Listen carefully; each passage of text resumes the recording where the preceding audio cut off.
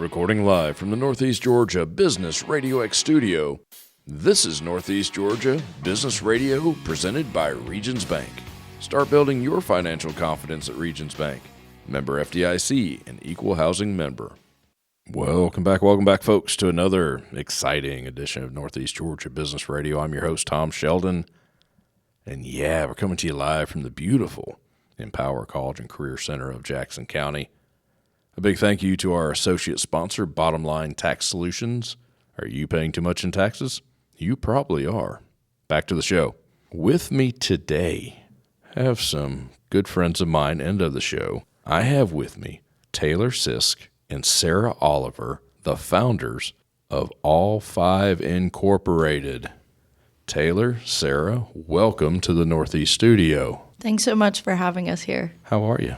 I'm good today. How are you? I'm always good. I am not allowed to not be anything but. Taylor, you're quiet. I know I'm being quiet. I was, giving her some time to talk. We're tickled to be here. Thank you so much, Sarah, for having us. I think he's scared of you. Just a little bit. I think he's scared of you. I mean, rightfully so. I'm intimidated. Yeah. It's equal back and forth. Oh, is it?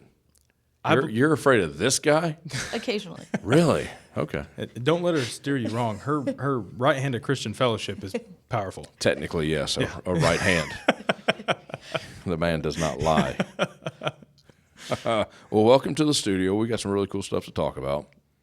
All Five Incorporated, that is a nonprofit that does what? We founded All Five Inc. based on some things that we saw in our local community. I'm a teacher within Barrow County, and Taylor sits on the city council. And we just noticed some deficits within the community, inclusiveness and areas that gaps needed to be bridged. So we came together and incorporated All Five. It entails all five senses of hearing, sight, vision, taste, touch.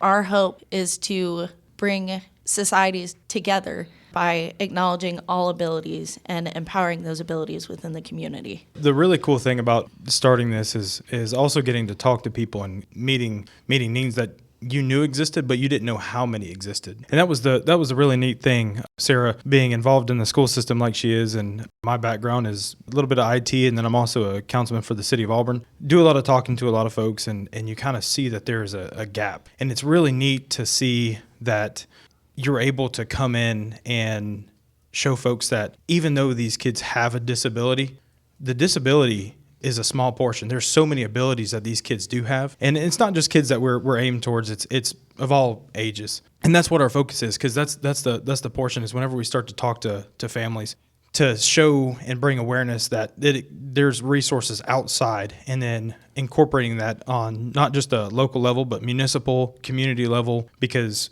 the more and more folks that we're blessed with the opportunity to talk to, it's everywhere. And that's the kind of neat thing is whenever you start to meet these folks and make these connections, I think some of these people feel singled out because of the lives that they live and the conditions that some of their children have, et cetera. Our whole mentality is to make sure that they're all brought together. People focus only on the disability, and our goal is to focus on their abilities. To piggyback off of that, a lot of families, when you talk to them, because of generations that they were raised, they don't know how to explain some of the disabilities to their kids. And then you have parents that have kids with disabilities that all they want for their kids is to be normal and fit in. Mm-hmm. So it's really also bridging that generational gap, and families that have kids with disabilities, allowing them to speak to families that don't know how to explain things. So really just bridging all of community. So a world where everyone can thrive. Yes.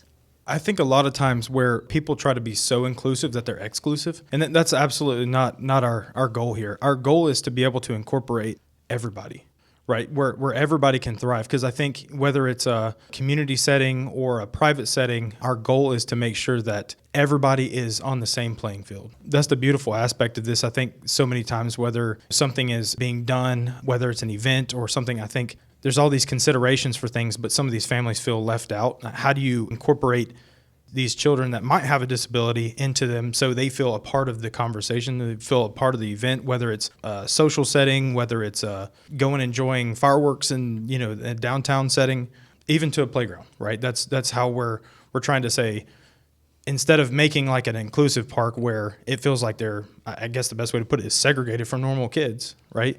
Is how do we incorporate them all together? So playtime is everybody's time. So that's what we're aiming towards. Mix the two together, basically. Yeah. I think a lot of times whenever we talk to families, they feel like their kid is separated.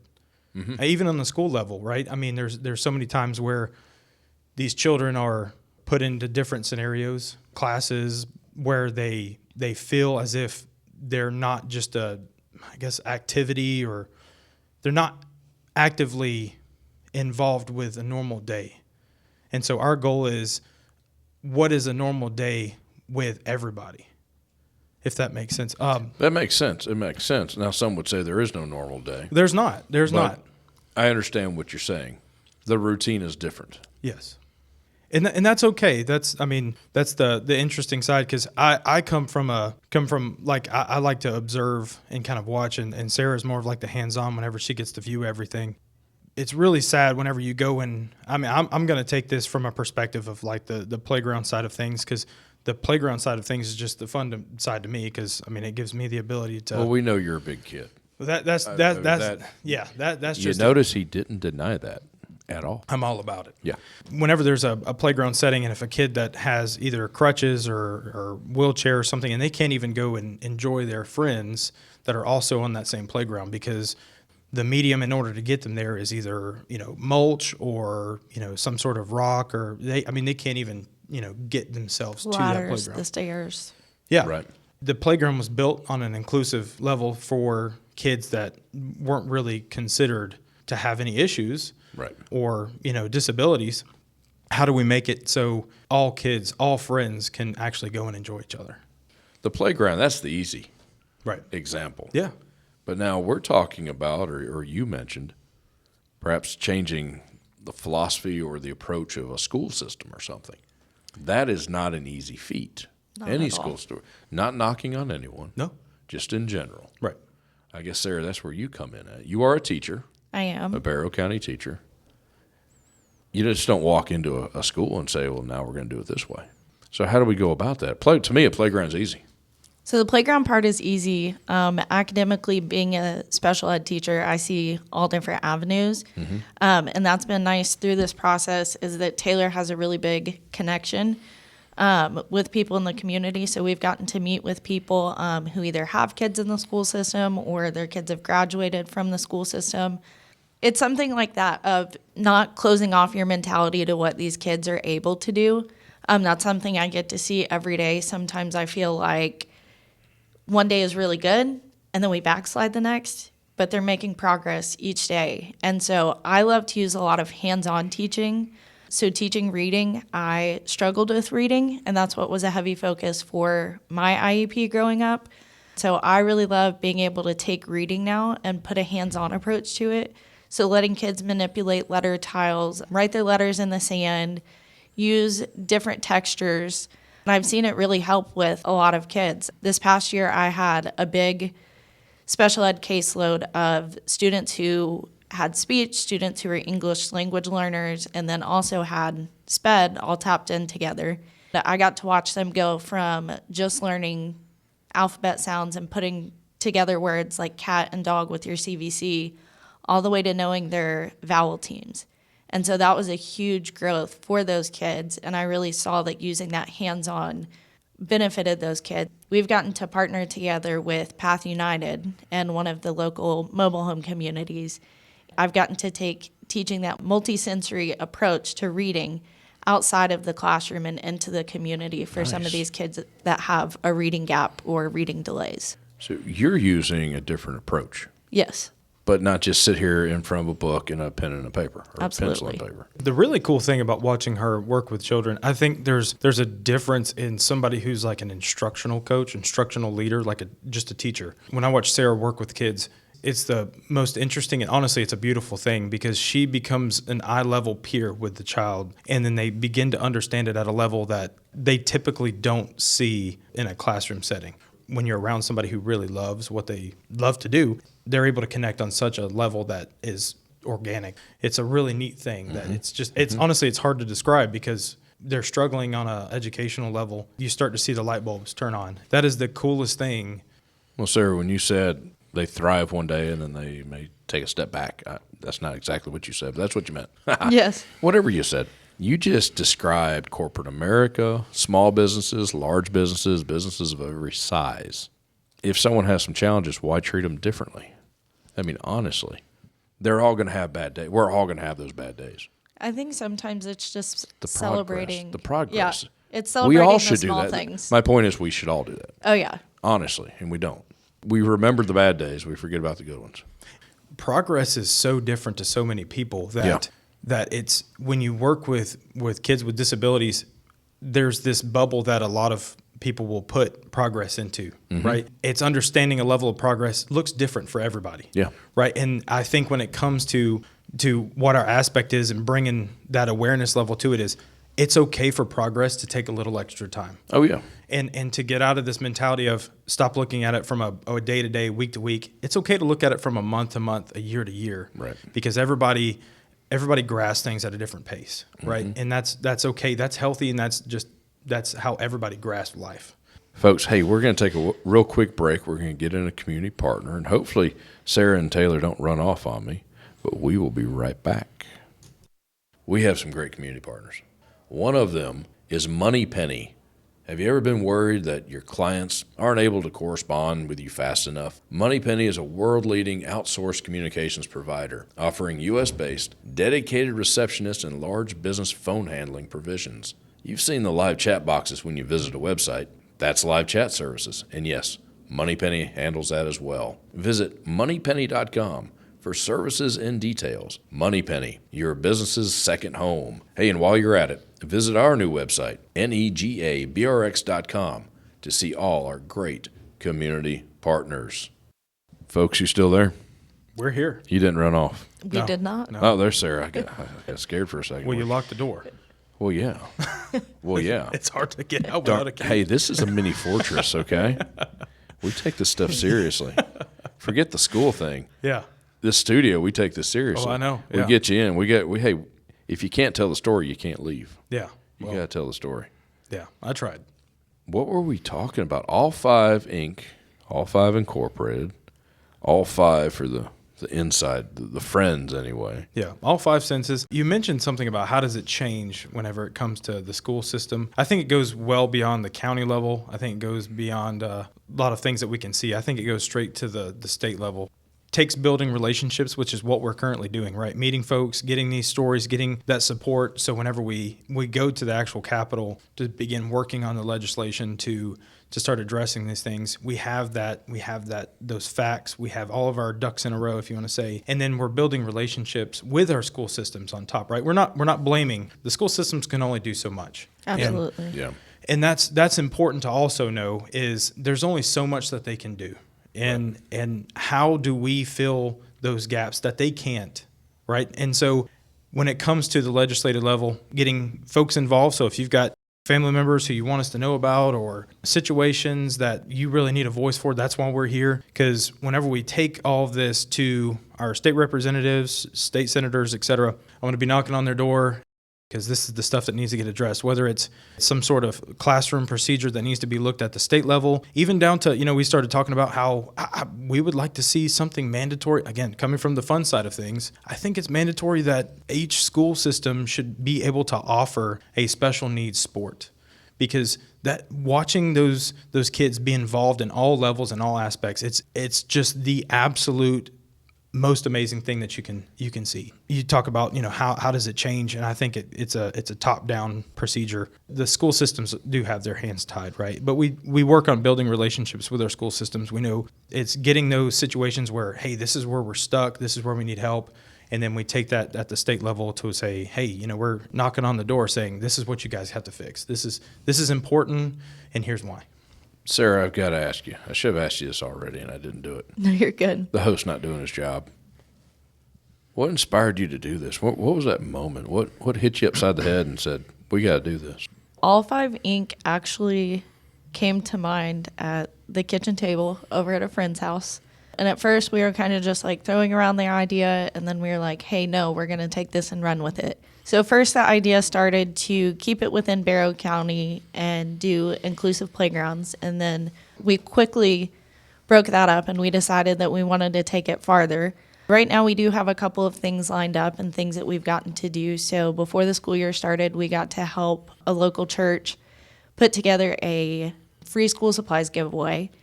We mentioned earlier that we've gotten to go mentor and then do a multisensory reading approach within the mobile home community. Just like Taylor had mentioned with the legislative piece of being able to, for it to be mandatory for schools to have athletic programs for students with disabilities. We really want to see more growth come. So there is the awesome opportunity to bring an inclusive baseball league or softball league, however you want to put it, to the downtown Auburn community. So that's something that we're working on. Something that we actually thought of this morning is Taylor had mentioned earlier about the fireworks show, and that's a big thing in downtown Auburn, or when you go to different concerts and there's loud environments. For some of those kids, it's overstimulating and it causes triggers. Right. So we're also in the process of trying to put together some sensory kits, having some sort of fidget for the kids to play with, having noise-canceling headphones so that their families can still participate in these events. They'll be able to access some of those things that the school system has that they might not have to be able to attend these events. We went to the concert on Saturday, and one of our friends there, she had her son with her. He's autistic, and he can't listen to loud things. Or he can listen to loud things. It's just overstimulated. Overstimulated, right. It was kind of neat because she brought her gun range headset with her, right? It was kind of neat because then he was able to actually sit there and enjoy it at that point, right? So under the shade because it was really hot that day. Smart kid. But yeah, and it's just a basic pair of headphones that go over his ears, and now he's able to sit there and actually enjoy the concert. But we've gotten the chance to go sit down with a local real estate agent and talk to her about her grandson. We've gotten to talk to a whistle stop shop owner in downtown Auburn about her son. So these are people that we've gotten to meet with that have kids out in the community, that have kids within the school system, and are also seeing some of the things that need fixing or need improvements. And so it's very nice to get to hear their thoughts and be able to make those connections and then follow progress. A lot of times we'll meet with these people and then they'll be like, all right, what can I do to get involved? Like, how can I stay up to date? And so it's nice to have that support since we are just starting and getting off the ground. It's nice to have people within the community who are, hey, I'm going to back you up and we're going to take it as far as you want it. So we've loved that support and being able to work together. Yeah, and it's also important, Tom, we were graced with your presence on Sunday. Sorry. And you were with your beloved, and she felt so moved to share her situation with us. And that's important, too, because a lot of families need an outing to share that with. And sharing those examples also gives us not only like that backing that we need as far as this is why, but it also the emotional backing of why we're doing this, right? So when people ask, hey, how can we assist? Actually, we just need your stories. Yeah. Because that is able to go a lot more further than I think a lot of people realize. Word of mouth is one of the greatest ways of traveling and talking and advertisement, right? And so that helps us is if you have a situation, we want to know about it. Let's go sit down and talk about it because that's important. We're here to hear you out and see how we can help your needs, right? So that's all incredibly important things if somebody's interested in trying to figure out how and where they can help us. And earlier we had talked about the area of where that connection comes into play and how you go about the day. And it's the little things that we celebrate. And so I grew up with a family and the mom had a child with Down syndrome, didn't know why it happened, thought that it was something that she caused during pregnancy. And it really wasn't. It just happens. And so she was really afraid to take her child out into the public because she didn't know how to go about her being different and recognizing those abilities that she does have. And so really just to get everybody's story and build upon that of now this little girl just turned 16, so she's not so little anymore. She's not a little girl anymore. But to see that progress from these families who are, hey, I don't really know how to go about it. I've gotten to push this family a little bit and actually bring their daughter out.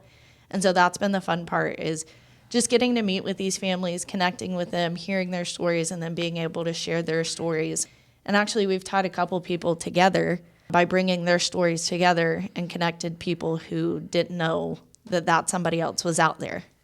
You talked about people telling stories. Awesome. Sharing their experiences. How else can everyone get involved and support what you're doing? How can they be a part of it? So we have a website called all5inc.org. And on there's monetary donations, but really just following along, there's a part on there that says make a difference. And it's how we're making a difference within the community, soon to be at the state level, and just what we're doing for these families. So coming alongside us just on that part of the website to follow along with the things that we're doing, and then also monetary donations so that we can get started, really building our platform, but also with that piece that we had talked about with the sensory kits for different events and allowing all families to come and celebrate the abilities and the resources. Share your stories. That is so important, especially whenever we're able to go to the state level and start addressing items. Your stories matter, absolutely. Mm-hmm. It's not just you're not just preaching to the choir.